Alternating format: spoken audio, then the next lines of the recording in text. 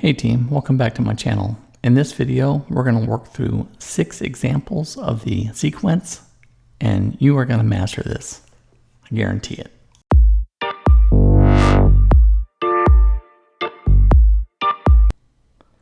Let us learn the most basic create sequence command. Create sequence and then a name. Let's execute that.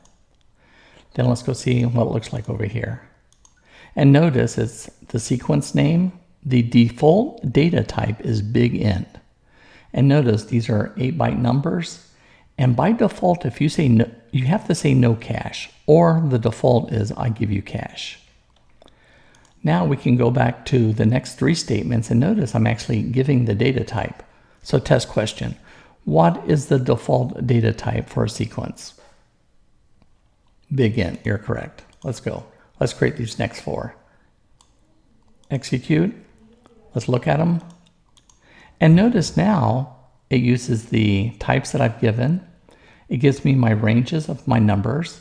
And because I didn't say cache, no cache, is defaulting to giving you cache. Now the next set of numbers are decimals, and it's all about precision and scale. And they say image 1,000 words. Let's see. So notice here I say decimal 10.4.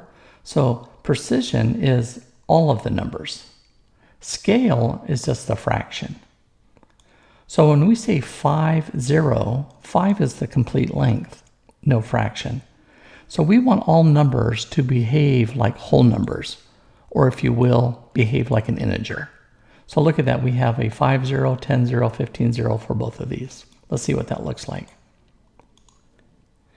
And execute this. Now you know what it looks like for the default values for all of these data types. Remember, caching is always on if you don't say no cache. And the start and max values are just the endpoints of your data type. And there you have it.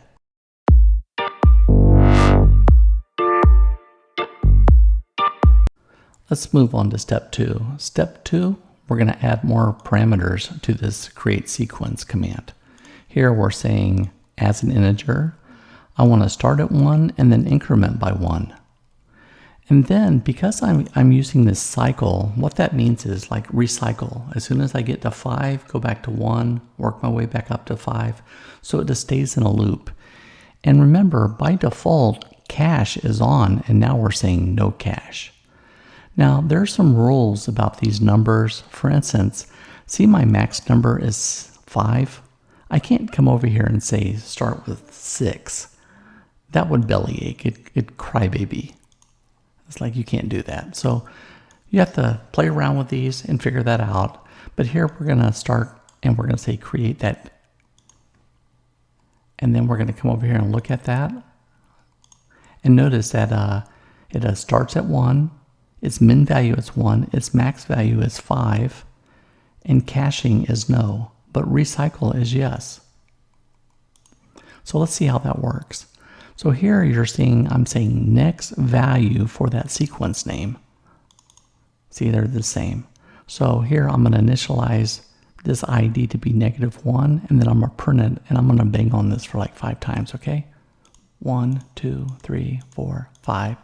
Now, because we use this cycle, this number is going to go back to 1, and we're going to do it again. Oh, I'm sorry. I got to stay on this guy. Back to 1. 1, 2, 3, 4, 5. See that? I just stay inside that loop. Now, notice my current is at 3.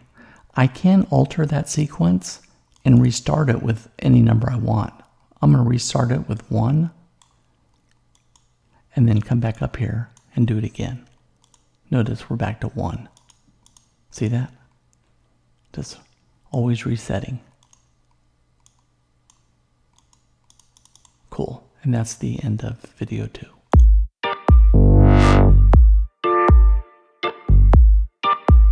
Okay, example 3.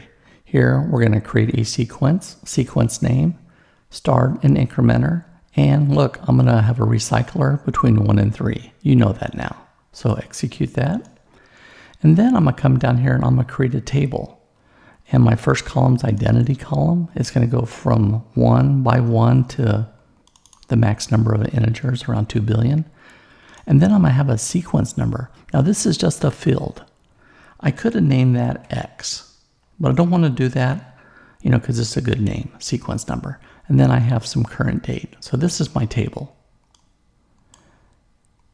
Now what I'm going to do is I'm going to do the insert statement.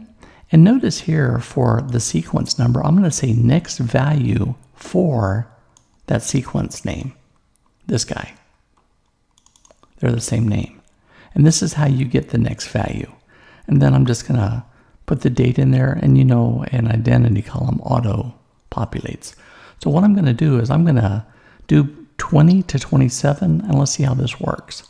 So execute, execute, execute. Now notice the sequence is 3. We said we're going to recycle. So on this next one, it recycled back to 1. Now when I do it one more time, notice that it's at 2. Notice here in another statement, in another world, I can start changing that value. Do you see that? And I can set it to anything I want to. I can leave it at 3 and then come back up here and execute this. And then I can go back to 2 on this one and then do this again. And this keeps inserting 3. See this? So I'll do this again on 2. Do this again, and you'll see another 3. So you see how this is disconnected from the table? This is just a number that generates for us, which is perfect. Now there's one other beautiful thing about when I'm disconnected from the table. They're not related. I can actually come up here and say, drop that sequence. And I can also drop the table. In our next demo, you're going to see there's something a little different about that.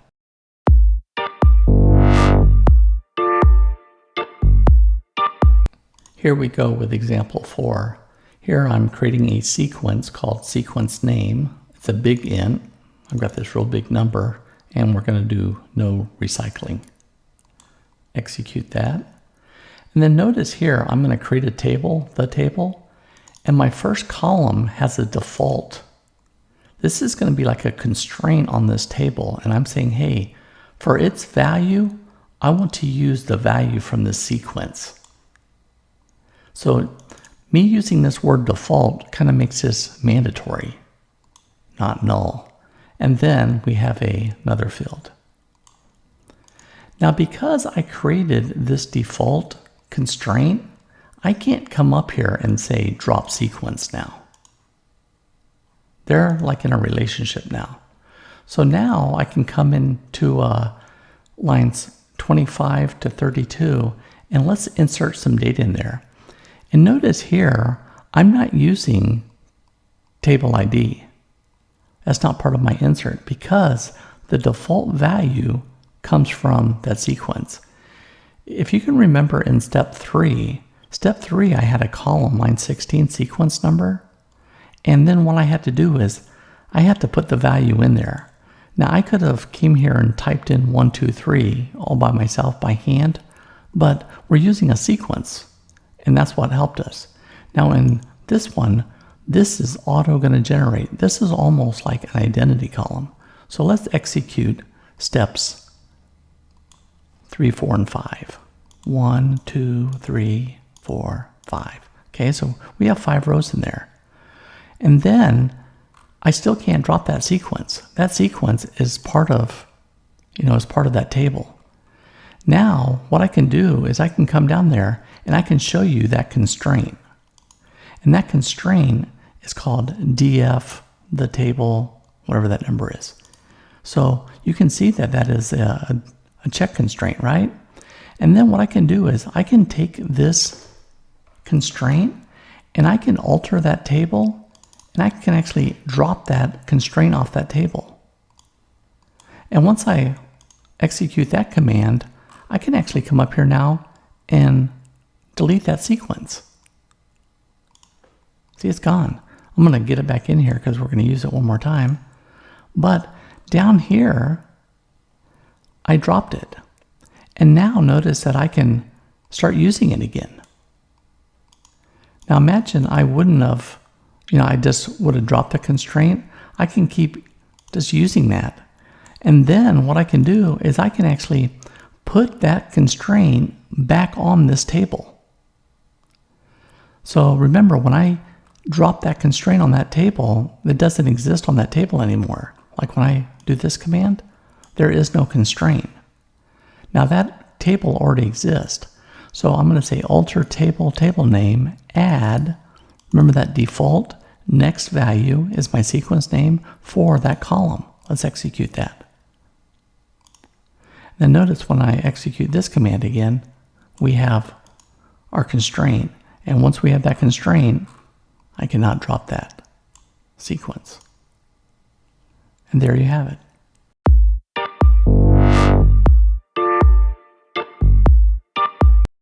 Now, the goal of this example is to teach you two things. One, start with and increment by. That's the first thing. So it's going to start with 1 and it's going to increment by 1. But the max value is 5. Now here is where life can get complicated. I said no cycle. So what's going to happen is as I increment my numbers up to 5, as soon as I get to 5, this is going to stop working. Let's see this work. The first thing we're going to do is create that sequence. I'm going to execute this guy so we can see it. Look at this, our max number is going to be 5. And then what I'm going to do is I'm going to bang on this a few times. Ready? 1, 2, 3, 4. Let's look at this. And what do we have here? Our current value is 4, our max is 5. So we're going to go 5. I can execute both of those. So unfortunately it went down there. Okay, so now watch what happens. When I do this next statement, I said no cycle. I execute this, kaboom. You can't do that. No cycle does not recycle.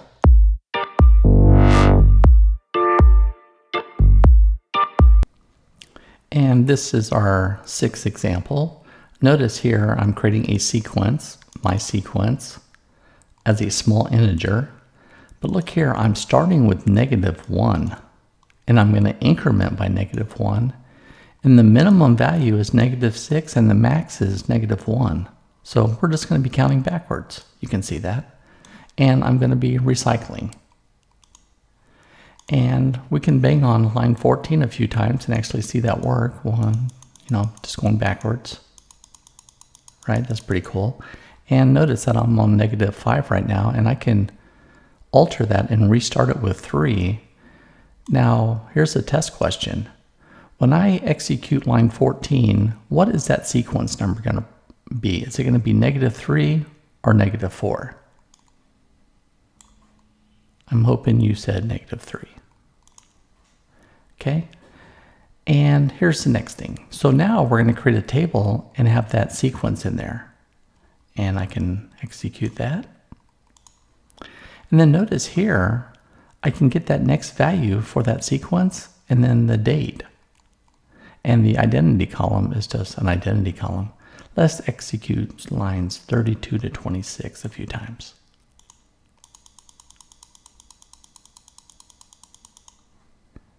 And there you have it. That's how you use a reversing sequence.